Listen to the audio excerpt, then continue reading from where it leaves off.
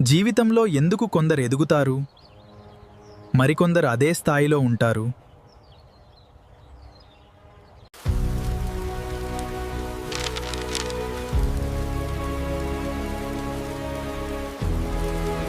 ఒక చిన్న గ్రామంలో ఒక రైతు ఒక గొప్ప పాఠం చెప్పాడు.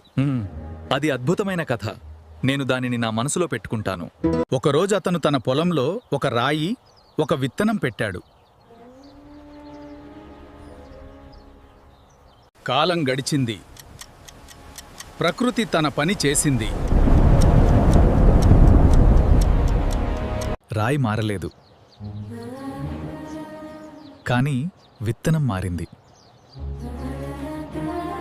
మార్పును అంగీకరించిన విత్తనం గొప్ప చెట్టుగా మారింది. మన జీవితమూ అలాగే. కష్టాలను ఎలా తీసుకుంటామన్నదే మన ఎదుగుదల. పడిపోవడం తప్పు కాదు, లేవకపోవడమే తప్పు.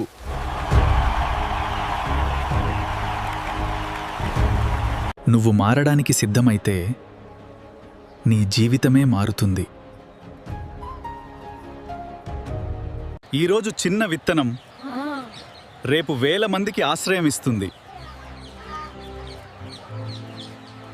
నువ్వు రాయవ్వాలా లేక విత్తనం అవ్వాలా? Follow, share, subscribe for more videos on SVS Vishu Creations. Bath.